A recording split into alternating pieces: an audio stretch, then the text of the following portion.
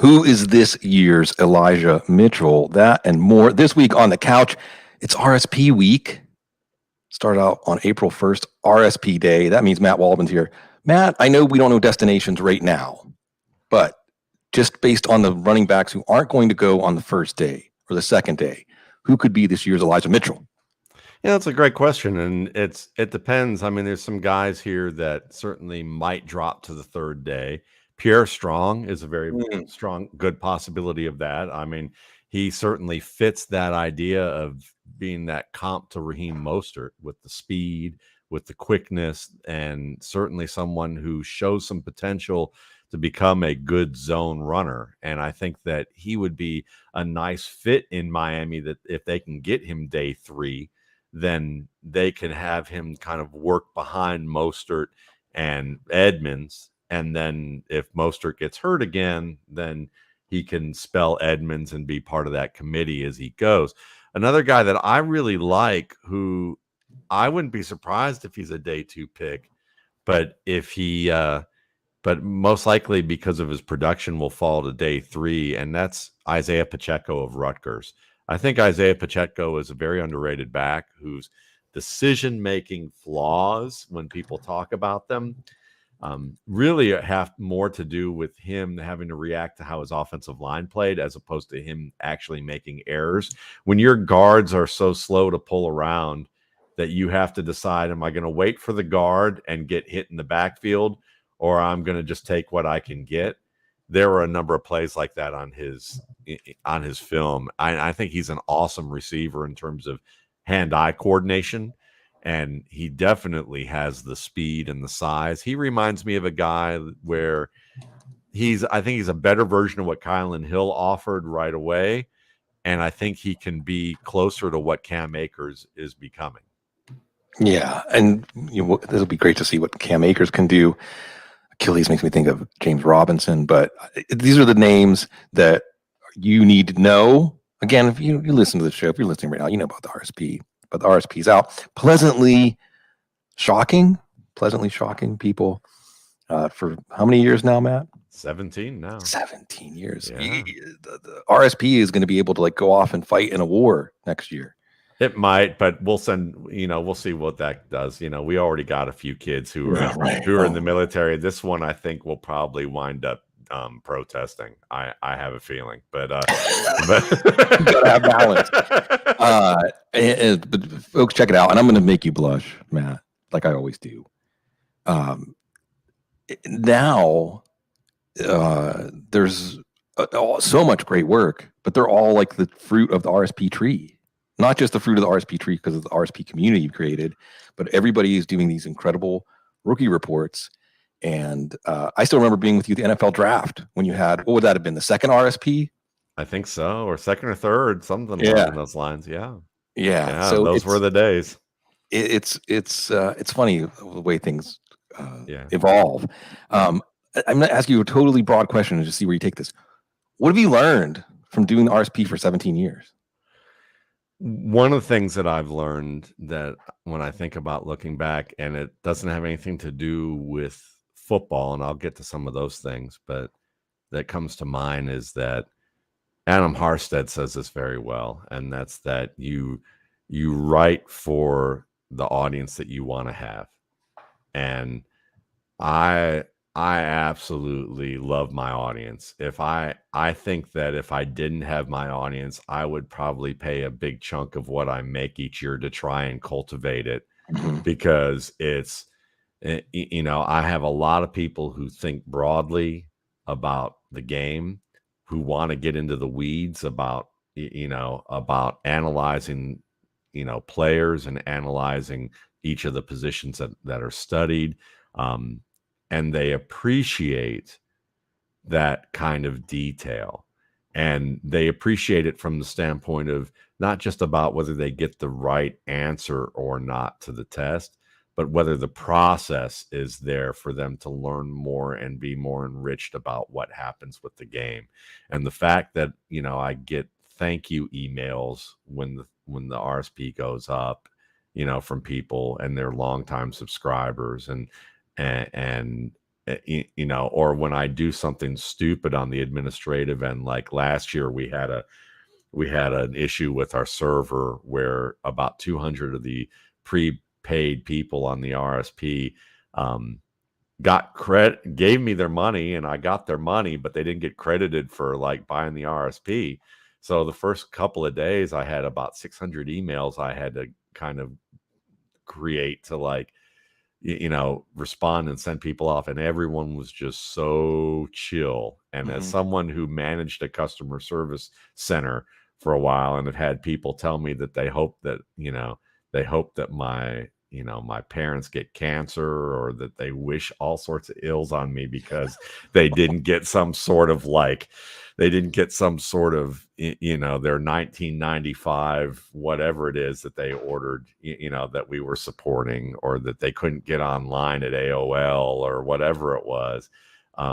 You know, to have the type of readers and customer base who were just like, I know you'll take care of it and it's cool, and, you know, thank you so much. And all they are is more grateful than they are ticked off. I mean, I can probably count on one hand how many people have behaved even like 5% of the way I used to hear, you know, at the end, you know, where I worked. So that's one thing I've learned. I'd say football wise, I've learned so much about football over the years, but I think the thing that it comes down to more than anything is it still comes down to when you're separating the very best from, you know, maybe the good, or even the guys who are great in college but not good in the NFL, it is about intuition. It's about fusing all the skills together and how well they do it. And it's more than ever when you watch a good comedian, when you watch a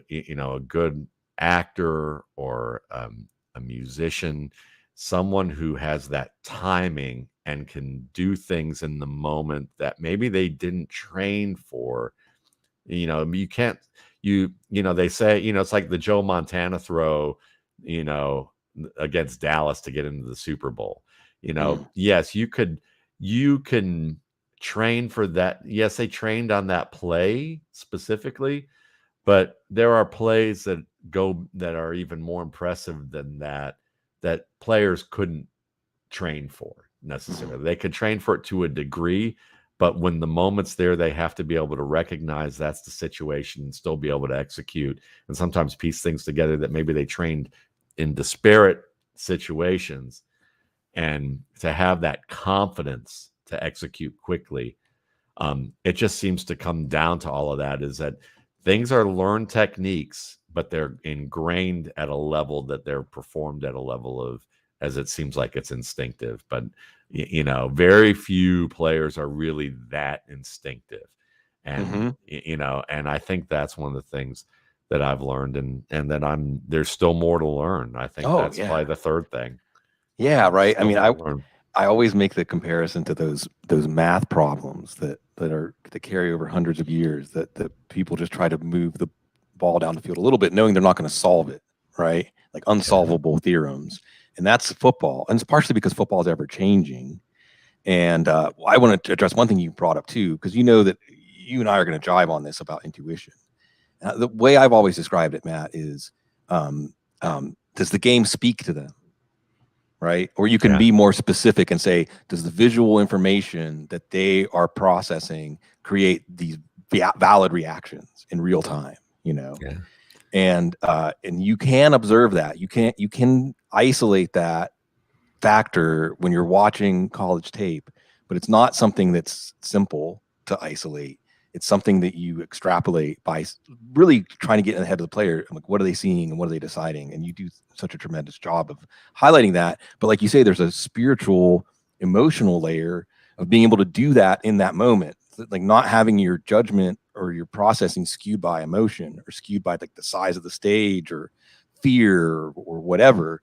And again, that's not something that shows up on measurables. It's not something that shows up in production. It's something that you can observe or not observe. Let me add something real quick about it. It's almost like that's, I mean, it's a really heavy comparison, and it's just football. So I don't want to get too crazy about it, but it's going to go there. Is that is that it's like that whole idea of, scientists and physics doing high-end quantum physics, and there's a spiritual element, and it kind of gets to the point where there's that horseshoe of like religion and science and spirituality, and then like higher end physics, and it gets to this area where you maybe you can't tell the difference between the other. And I think the hard part about evaluating players, it's a fun challenge. And I was having this conversation with Russ Landy, who's the head of scouting for the Montreal Alouettes right now.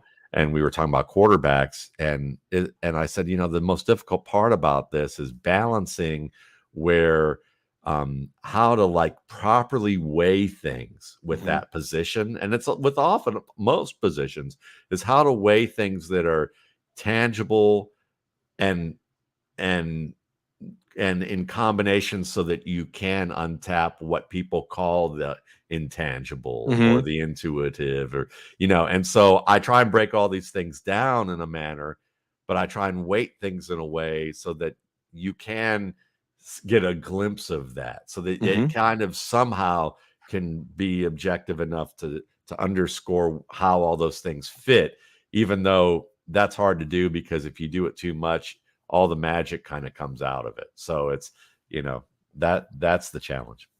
Well, and you bring up a point, I forget who it was that put out a chart that basically stood for an idea that is intuitive, that what college quarterbacks do under pressure is more determinative of their NFL outcome than what they do in clean pockets when everything works the way that it should on a play.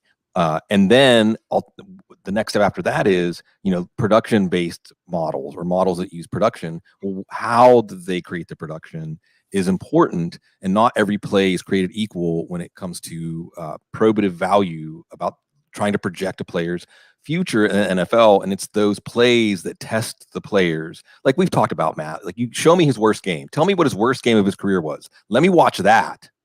And that's going to actually, like Josh Allen against Nebraska, that's going to actually show me more than the game where he rolls over like Air Force or something like that. And it's interesting because I think people, even on the analytics side, we've talked about this on our show, the live show, that the RSP is one of the true marriages of analytics and film. That doesn't have to be, there can be peace between these two sides, because you have an analytical process to create an objective outcome in terms of numbers, but the data that's fed into it is subjective observation, at least partially. And I do want to say, since you mentioned Russ Landy, even though I gave you the credit of like the OG of the rookie scouting portfolio and these rookie profiles, Russ Landy was actually the first.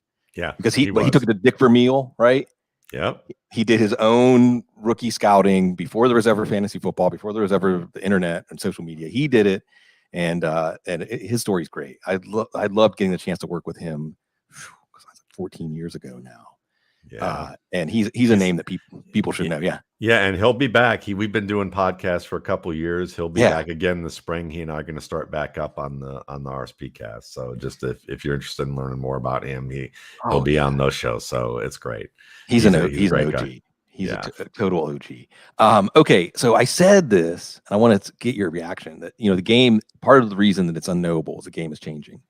So can you give me an example of a player in the 2022 RSP that is given a more of a green light because of the way the game has changed over the 17 years of the RSP, that maybe if this player was coming in 2006 or 2007, they wouldn't get a green light? Or, I mean, it's possible the answer is like, actually, it would be roughly the same outcome because the RSP is independent of the game. And maybe there's another embedded question here, Matt, is like, have you tweaked anything or changed anything to match what you feel like the game is emphasizing more than it was 17 years ago?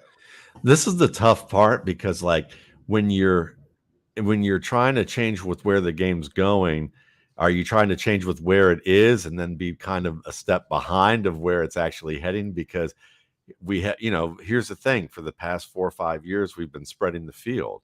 But then this past year, one of the things that we saw, last year in abundance was the drop 8 type of coverage. That's starting to make its way in the league, the too high. And now, some of these high octane offenses were forced to, dink and dunk and run the ball? Are they going to go towards that more? Is there going to be some players here who, maybe more power backs who are going to become a bigger deal? Are some of these tight ends who can block well, are they going to become a bigger deal than what we had before?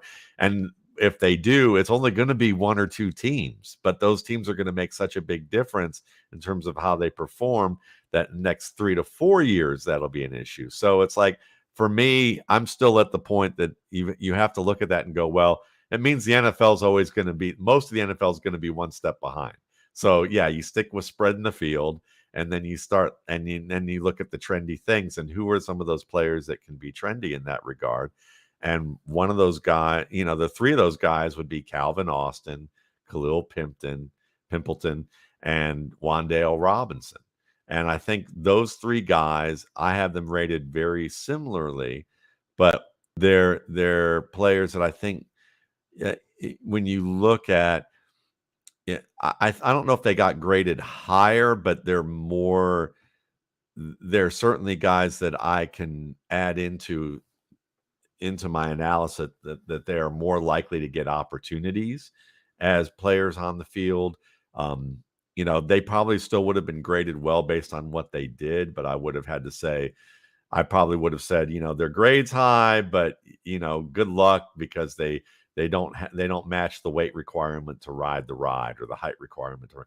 Now you can say they do match that requirement. Right. And what's interesting about those three players is that I have Austin and Pimpleton higher than Robinson. But they're all so close, it really doesn't matter. But the thing about Austin that I like more than the other two is that his ability to jump back and win the football on the boundary, and to be able to set up plays that you see with a boundary receiver. I could see, if I drafted a player like that, if I were on a team that was able to draft a player like that, one of the first things I'd be doing during summer practices is matching him up outside against my top cornerbacks, just to see how he fares and how he comes along. And if he displays the same things he showed at Memphis, then I know I can unlock a player who can be used outside in a way that the other two I don't think can be, or to the same degree. And if that happens, suddenly now you get a player who's much more like Jalen Waddle than you get a player, then maybe you get a player who is more of just a slot guy who can give you some gadget plays as a runner. And then I think that's this. And I like how you're already a step ahead and saying power running. What's the answer going to be to drop 8? It's going to be power running. So, coming soon to a team near you. But at the same time, in the present, these guys who maybe their BMI or, wide receivers under a certain weight can't produce enough to matter for fantasy. That's starting to change. And of course, I'll say again, folks, you got your post-draft RSP and you'll get that extra labor analysis. What you really need to do, Matt, is once you see the teams they land on, is give each team a prescription and say, like you were saying, like, here's what now Tennessee Titans that you have taken, Matt Corral, here's what you should be working on with him his first year while he's behind Brian Tannehill or something like that, or Desmond Ridder. Maybe this is a game I was going to play later. So I'm going to do it right now since I did it. If Tennessee Titans said, hey, we're going to take a quarterback near the end of the first or early second round, which quarterback should they target? The Titans specifically. Well, with Ryan Tannehill there, Corral is certainly a good one, because you can give him a little bit of time to acclimate to a pro style offense. And, that's the big deal is, he runs so many RPOs. But the thing is about Corral is that when you watch his game, he does the things that are hard to teach. The things that are easy to teach, which is the academic knowledge of quarterbacking, they emphasize the academic way too much, because they think look at all college quarterbacks are mostly empty vessels compared to what they have to be in the NFL. And they go, well, we'll just fill it up, and they get the experience and shake a little bit, and maybe, it'll all go into place. Well, it's not some like 70s toy that you fill with liquid and you shake and suddenly all the colors get the way, the way that goes. You shake them up a little bit too much and then the water pours out, and Right. I think that's one of the issues with some of these guys, but Corral is one of the guys that I think you can count on that way. The other guy I'd say is with Derrick Henry, with the way they like to run the ball, if they were going to, continue maybe to draft another running back to get behind Henry within the next year or two so that they can anticipate any potential decline in Henry, then I would get Carson Strong. Let him sit a year. I think he's the smartest passer in this class. I think that his accuracy is fantastic, and he played on one leg. His doctors told him not to play. His dad asked him not to play, and he still did. And he looked better to me than the guys with two healthy legs. And then the third guy I would say is, if they want to wait later and just make a dart throw like in the 4th or 5th round, get Skylar Thompson, because Skylar Thompson actually gives you a lot of what Ryan Tannehill does. He's not as fast, but I think he's better in the pocket than Tannehill. And Tannehill's grown into a decent pocket player he's not great, but he's decent at it. And certainly he gives you that element of being able to throw the ball well and manage the field well. And he doesn't have a top 15 arm, but he certainly has a starter arm, plus anticipation and accuracy and great pocket presence. So, and he's played in a West Coast offense. So the fact that he already has played in that offense that Trey Lance and Carson Wentz have played in, and I think he played in it better than both of those guys, if you ask me, even though the production wasn't the same. I would take a chance on him all day. Yeah, you mentioned Carson Strong. I was reading Mark Schofield's stuff, the great Mark Schofield. Hopefully will get to join us with the draft. Our fun time as we wind up the first round, our tradition here. He put it real succinctly when he said, if we were talking about recruiting, Carson Strong would be the number one pocket quarterback in this class. And then there'd be sorting out these other dual threat quarterbacks. I want to stay with the quarterback position just because it's a way to start. I know a lot more people are playing super flex, and it's not going to be easy to sort out like the top 6, and Destination will kind of help sort it out, but maybe it shouldn't, because within 2 or 3 years, all of these top 6 are probably going to get a shot. But this might be a class where they fall to the late first or early second and aren't rushed in, actually handled prudently. And maybe the quarterback that's most important for, we haven't talked about yet, is Malik Willis. Now, one of the things, again, I'll just heap my praise here, is that you really do go into the bunker and you don't let what anybody else is saying influence what the RSP process produces for all the folks out there. And you actually are seeing, Matt, some of the ambiguity, but maybe it's not becoming so ambiguous because Daniel Jeremiah did not even include Willis in his first round. Bruce Feldman, and we know Bruce Feldman is tapped in. Like, Bruce Feldman gets a lot of people to tell him things. He has Willis falling all the way into the 30th pick, and the Steelers trading back into the first round to get him. So it seems like folks are coming around to what earlier on our show a few weeks ago you talked about with Malik Willis. But does that make you feel better? Does that make you feel like maybe the NFL is starting to see things more accurately at the quarterback position, at least when it comes to a prospect like Willis? I'll believe it when I see it. But I will say this. I've had, conversations with people who, they'll be like, who are in the NFL community, who are like, I knew you'd be low on Willis based on your system, but I didn't think you'd be that low. Or but I get it, kind of that thing. But here's the thing. Malik Willis is such a great guy.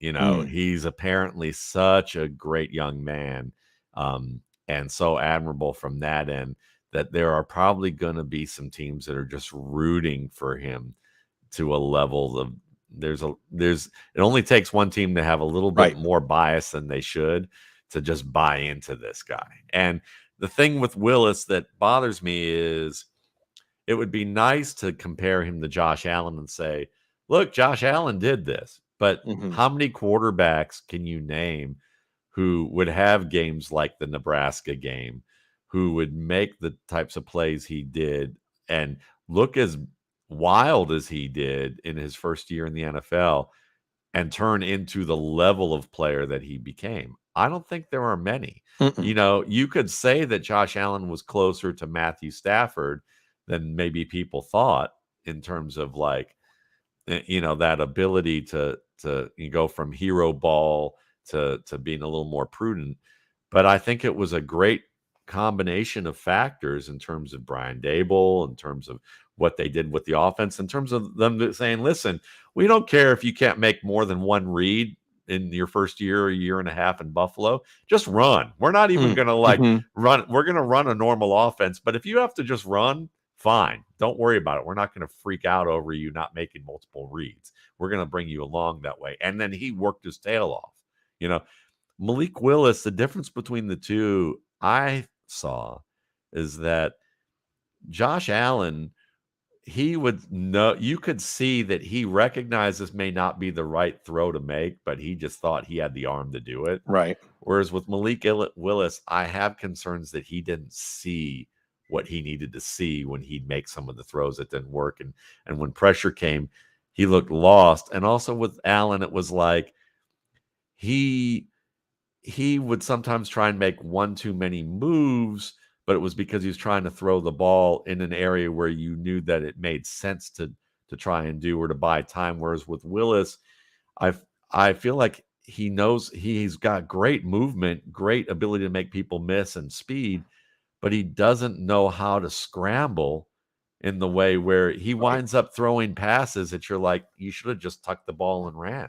Like, I mean, to the extent that like, I'm talking like 1 yard throws, you know, or throws that are for losses or throws that wind up, you know, being between two defenders in a way that I just think that there wasn't enough to say, here's the glimmer of, here's the light at the end of the tunnel, and it's actually sunlight, not a train. And I feel like that's my concern. But if he gets to a team like Pittsburgh, and Pittsburgh says, you know what, we're going to use some of the same offensive concepts we used with Roethlisberger at the end of his career, I think that's the best place for him to be. And he's going to get his opportunity. And he is very physically talented.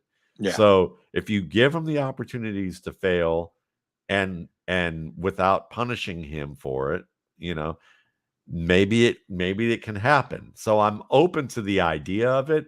But if I'm a super flex player, in this, he's going to be the first or second pick. He's going to be the first or second pick in super flex rookie draft. And be glad that then you don't have one of those top 2 to 3 picks, because I would just prefer. I just think we see this over and over again. I've been talking about Jordan Love. I've been talking about Drew Lock. Been talking about Baker Mayfield. All these next Russell Wilsons, next Drew Brees, next Patrick Mahomes, next Josh Allen. There isn't a next.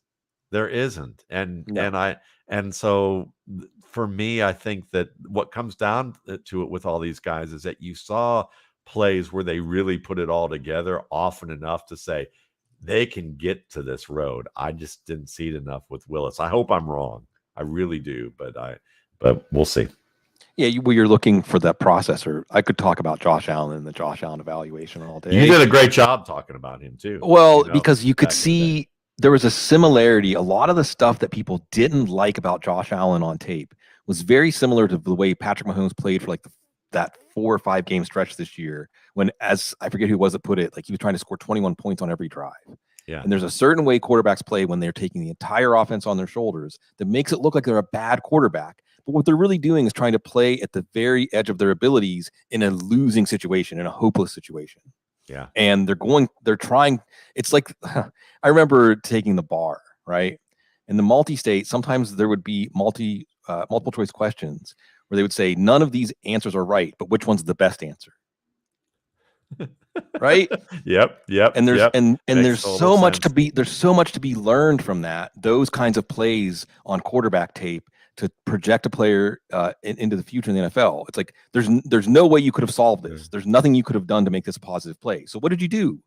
What did you do in that situation? Because NFL defenses will put you in that situation. Quarterback and running back are two of the positions where that is the type of question that gets thrown at them often enough that it's very worthwhile to evaluate them along those grounds.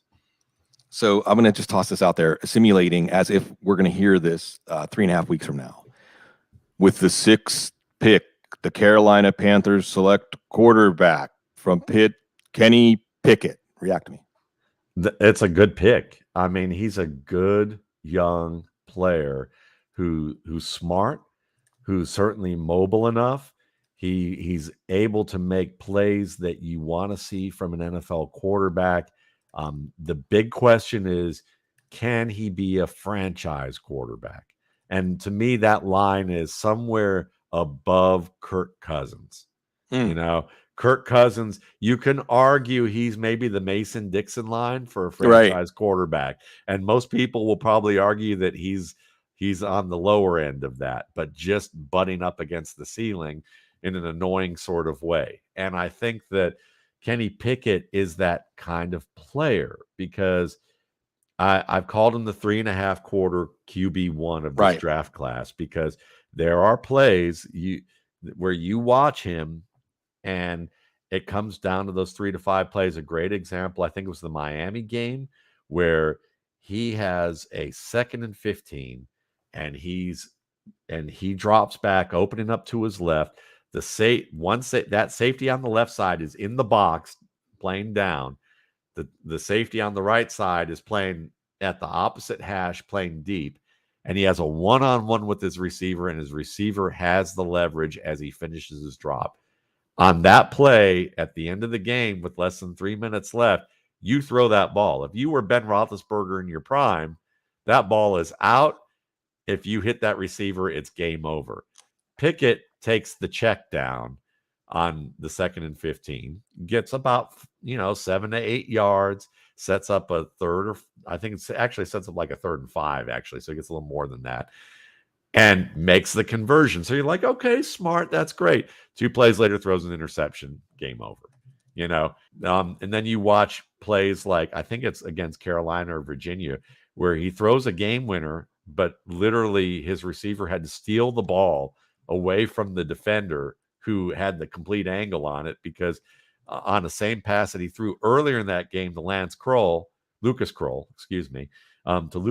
he throws a play to his receiver, Addison, who's a nice receiver, throws it to Addison, but he misplaces it completely. And there were no mitigating factors for him to do that. And I just saw that over and over again with him where I go, flashes of pressure, where he sees flashes of color, like Joe Montana talked about. If you can't handle the flashes of color and your eyes drop, your body overreacts, and you have to reset your frame, or you start running into more pressure, then that's an issue. And that's a hard thing to teach.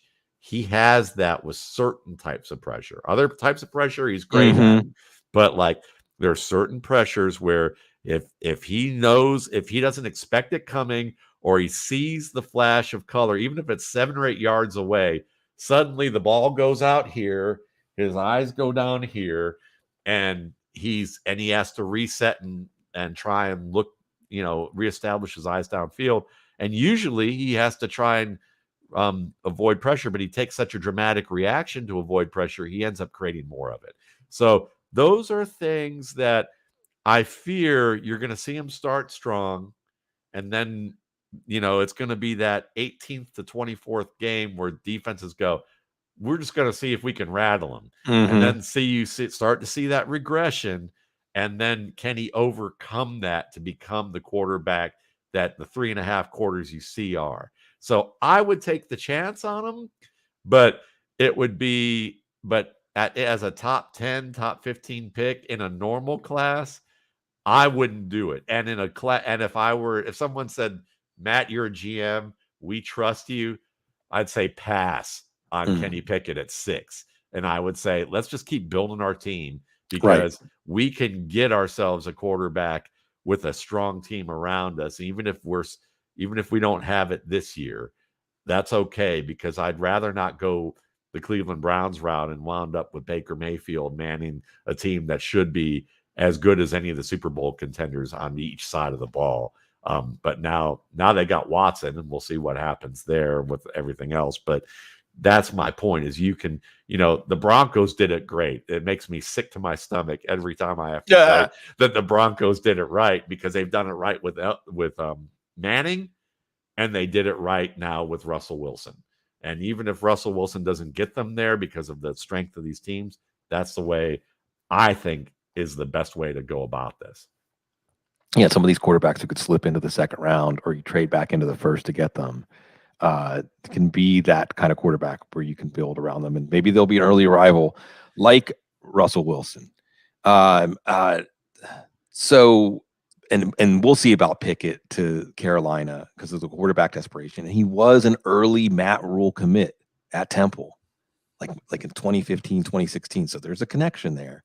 I know in the chat room, Brandon was talking about the connection with Liam Cohen and the Rams, and when you mentioned Wan'Dale Robinson and the Kentucky connection there. And often in hindsight, when we see where players end up on teams, there's some sort of connection like that we can reverse engineer once the pick is made and say, and it can also be something that helps increase the player's chance for success, because if there's someone on the staff that knows the player's game that well, hopefully they're setting up for success. Go ahead. I heard he wouldn't take off his gloves to throw the ball once in workouts. Kenny Pickett? Yeah, which is interesting. So I think old school scouts will probably not like that and go, come on, man, at least show us once. But so they might be a little worried about the hands, but I don't think there'll be at least one or two teams that don't care about that.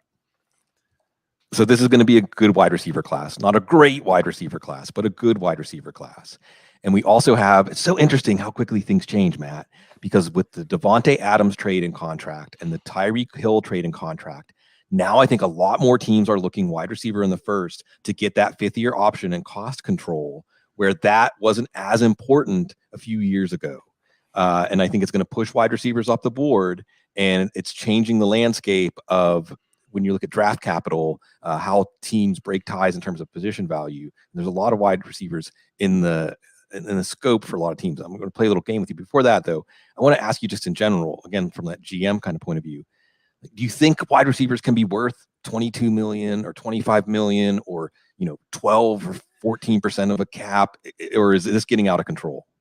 I think they can, but it's because who is what kind of receiver is Tyreek Hill, Devontae Adams. I mean, they are absolutely, because Tyreek Hill, there's so many things you can do with him to stretch defenses that you make three other wide receivers better. You make your run game better. Your quarterback has that type of, they get easier opportunities. I think it's, I mean, I'm not one on the contract level, but I'd say if you're going to pay them at a high level to change games, guys like Hill and Adams, who can be just automatic for you, certainly fit that bill. And Hill with Jalen Waddle just blows my mind. Right. Jalen Waddle was the guy compared to Hill last year, and I think they put Waddle in this isn't the best answer, but it's the best answer we can give, as you used last year in Miami. He played the Jarvis Landry role, and still was the second most productive receiver of the rookies in the class. I mean, this dude is a Santana Moss type of player, which to me is an early Tyreek Hill. So yeah, I'm there. Yeah, when you think of Mike McDaniel sitting at the hold'em table, I go poker here. He's at his first hand, right? And he got dealt pocket aces, with Hill and Waddle. Tactically, the way that you can put defenses in a bind it's limitless, really. It's just up to imagination, honestly. Good luck doubling Tyreek Hill with Jalen Waddle. I mean, you're going to see some. I can't imagine how Jalen Waddle doesn't have 8 to 10 touchdown receptions by like week 9, right? This year, if the quarterback plays. Well, that's it, right? Well. It's so fun to play narrative street, Matt, because there's a narrative street here of Tua's redemption, and Mike McDaniel's going to set him up with success for RPOs and the players around him. And they did get Teron Armstead, so that, they did something with the line. But there's another story here about Teddy Bridgewater going home. Yeah.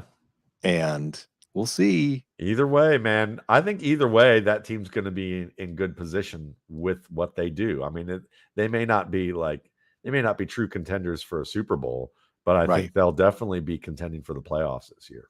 Yeah, and get some momentum going, some of the momentum they lost last year. Okay, let's play a little game where we have teams that we know are in the market for a receiver, and we'll play matchmaker, and you tell me which receiver they should take.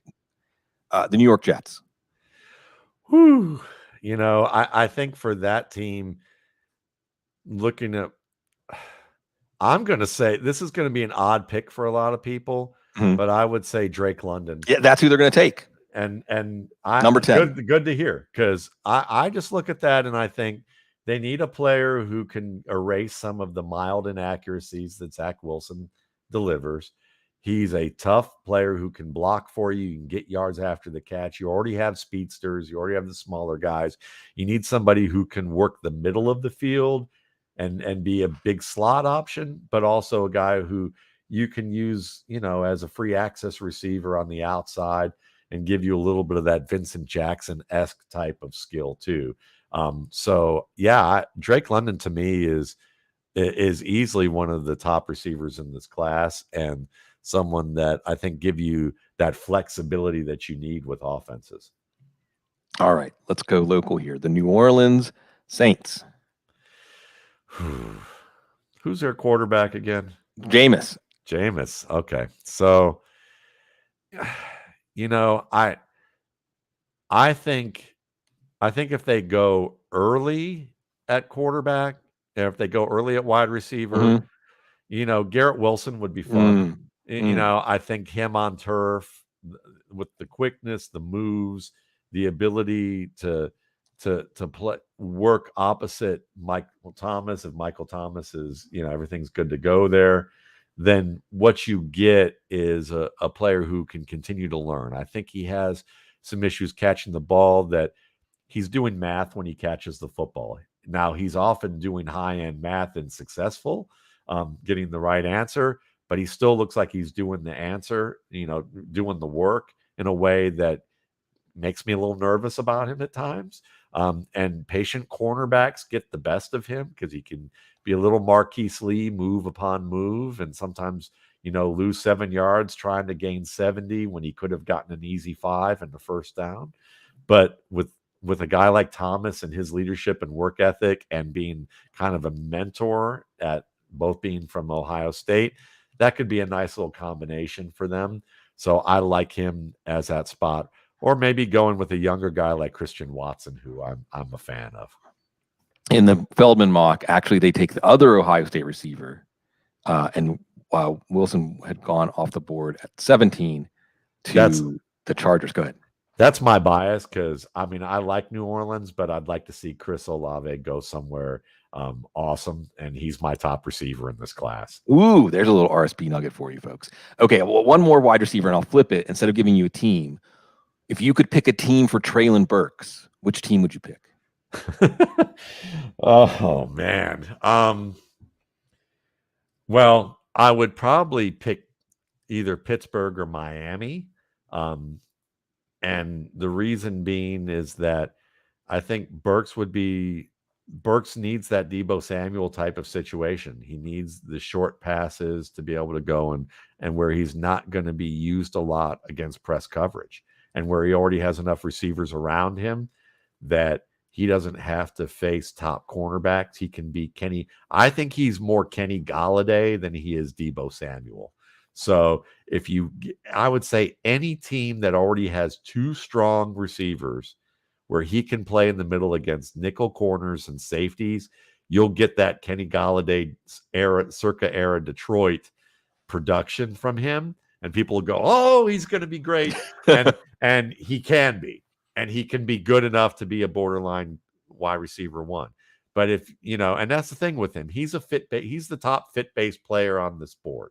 If he goes to the right team, and the odds are that teams are going to say, we know this is what he can do, and we'll get him there. But if a team says, no, we want him, we think he's a top guy, and he's a primary receiver, he's going to be a Devontae Adams, good luck with that. Because it's like, he gets lost if he can't be the hammer and run through people. I've seen it time and time again on his tape where he's the first read and he gets his quarterback sacked because the defensive back plays off knows he's running the slant inside, and just plants himself right where Burks needs to be at the break point.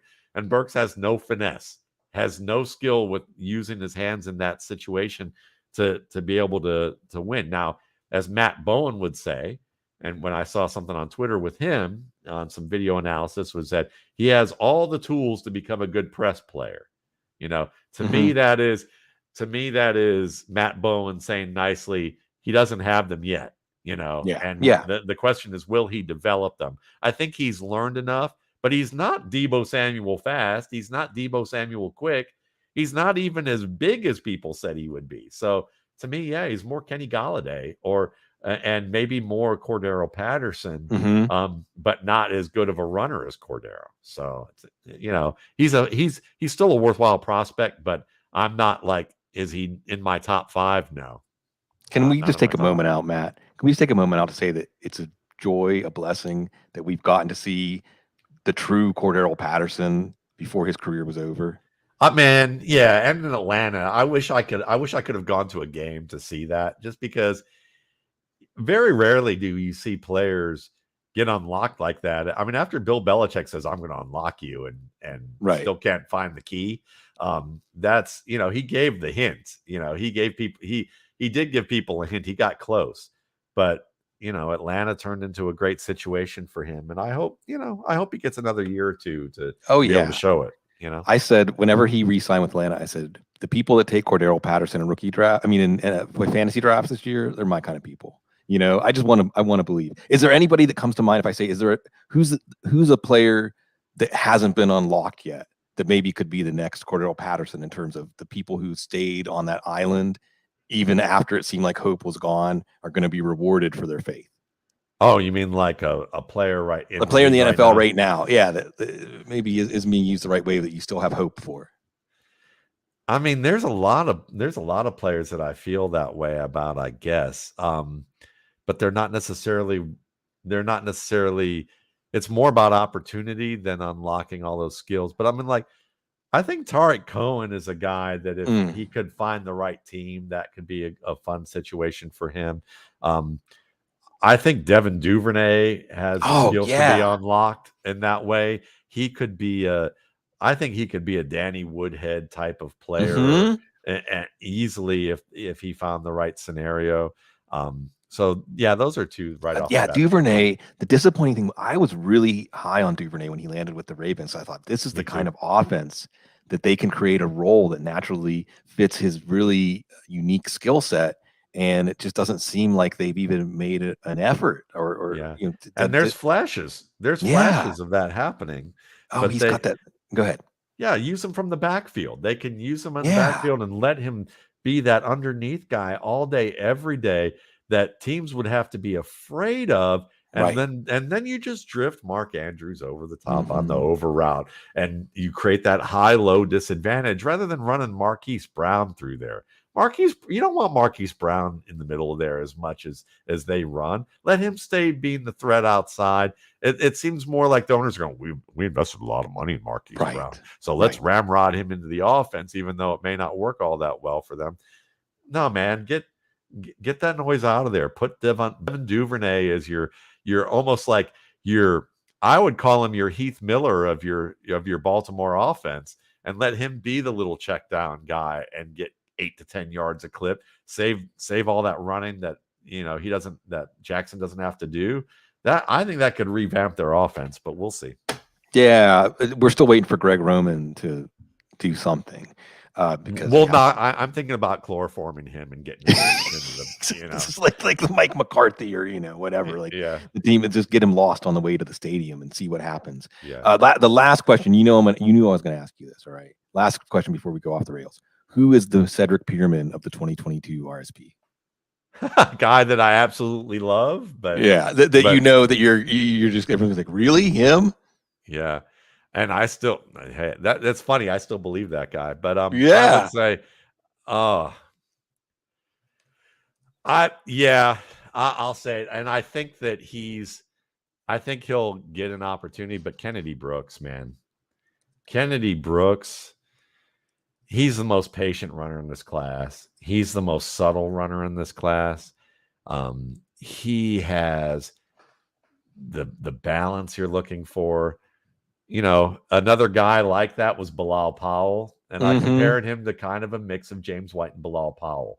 But I think he can be better than both of those guys. There's something about his game that he's the example of that intuitive player, but can he be?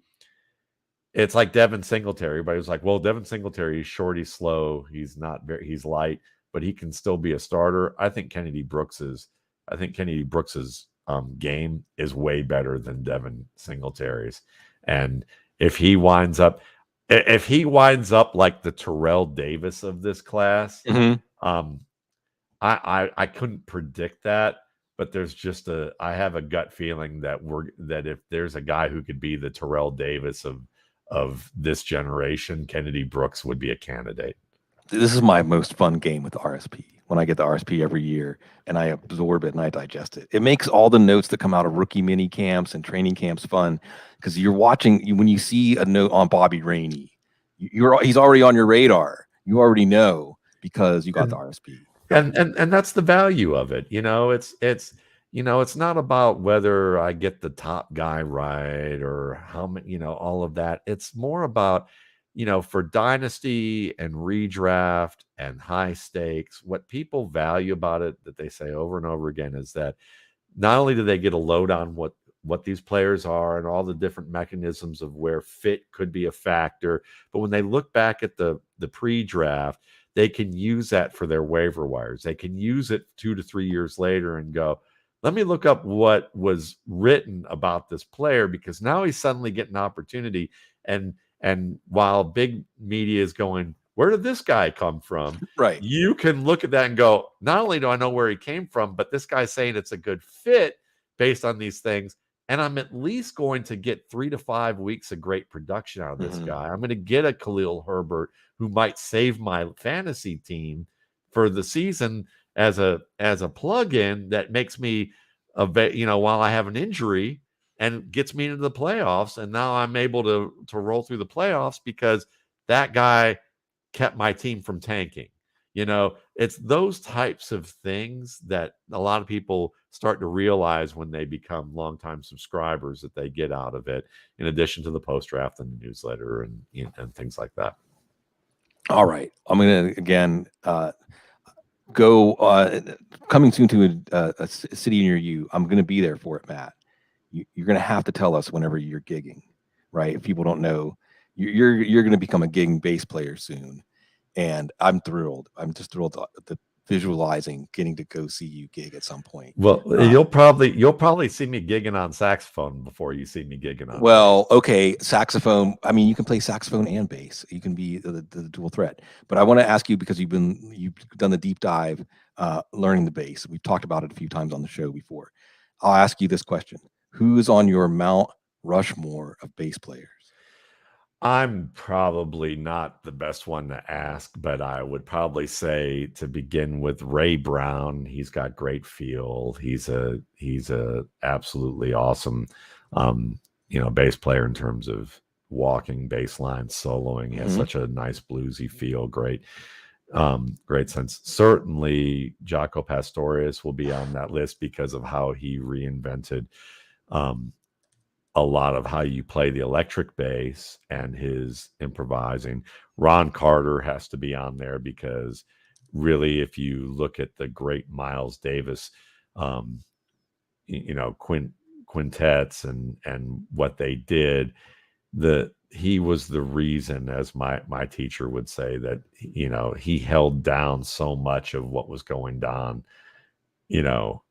with those groups, to be able to create the environment for them to create the music that they did. So those are four players right there. And then I would probably say, I can't believe I can't remember his name right now. You think about it, and I'm going to Charlie Hayden certainly. Oh yeah, Charlie Hayden would certainly be a great example of another one. There was another one that I was thinking of, but Charlie Hayden is one I can't forget either. So he would be on there. Jack Black's father-in-law. Yeah, Liberation Music Orchestra. I do because I want to get. This is the show we really want to do, right? Music. I want to just again mention Thundercat because he's an alien. He's not of this earth.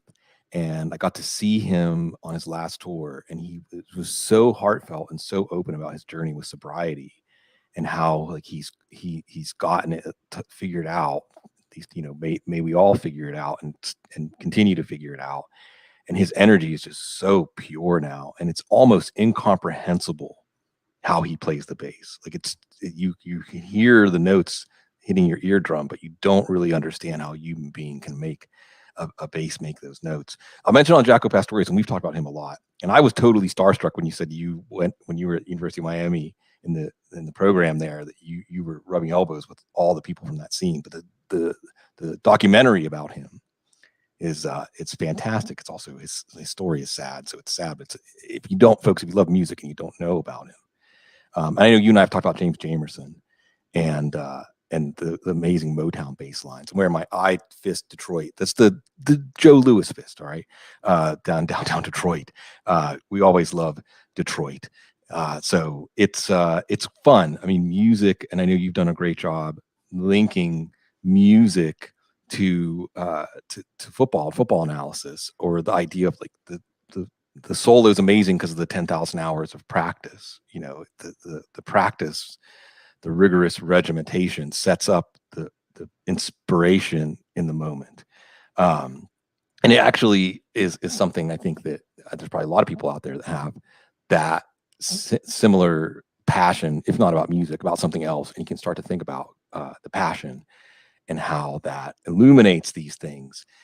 Wow, RSP week is here. Again, everybody, you've got to check it out and get up to date on this year's draft class. I guess I'll ask you one last question. Like, what are you doing? Like when you're in the bunker and you're, especially in March, when the countdown's on, how do you have a release? What do you do to get your brain back online after you can tell you've run it through the ringer too many times?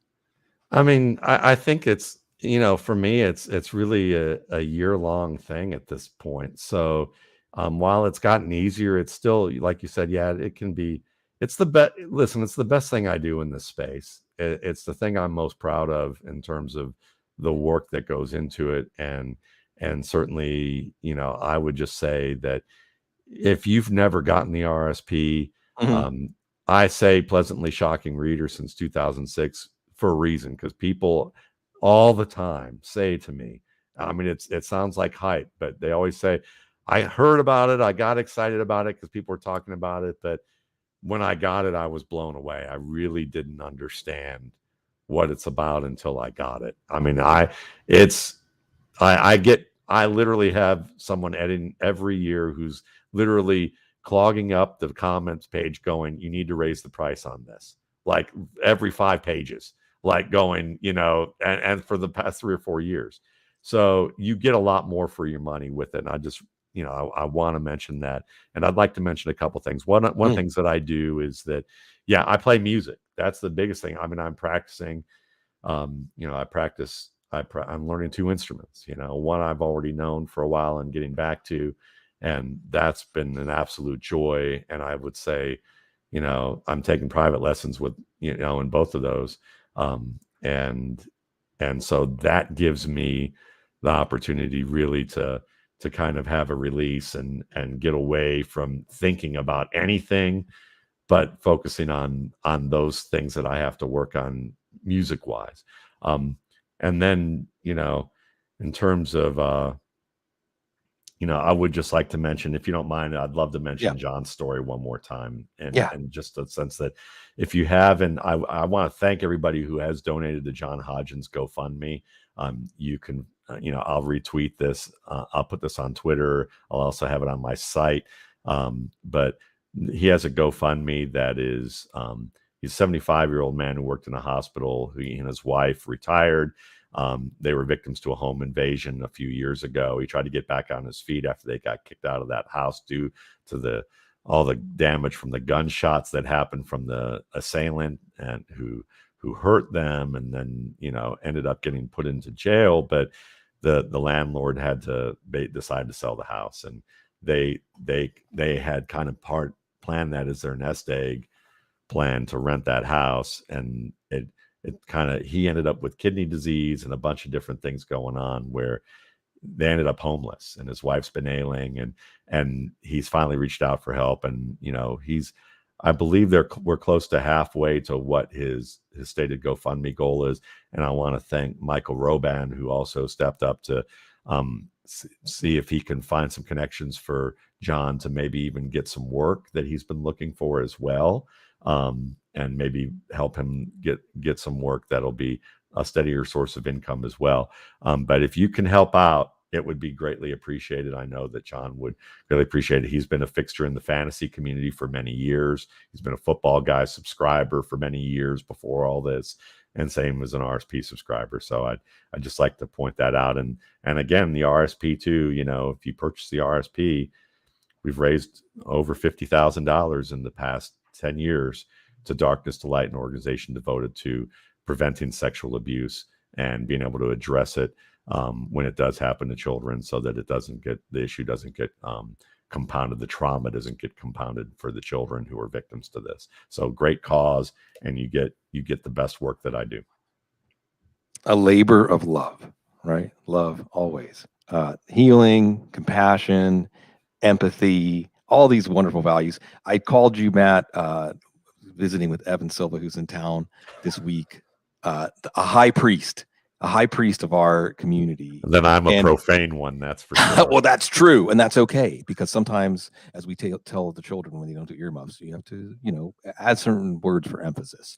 But it's always a joy. This is a ritual I look forward to every year. It's getting to run over this, and of course, again, folks, Footballguys is there. Everything is ramping back up. The draft is here. We had so much just to process from last month, one of the craziest months of any offseason ever. We love this stuff. We love connecting with you. We love being part of your life. We love having you as part of our life always, because you're so classy.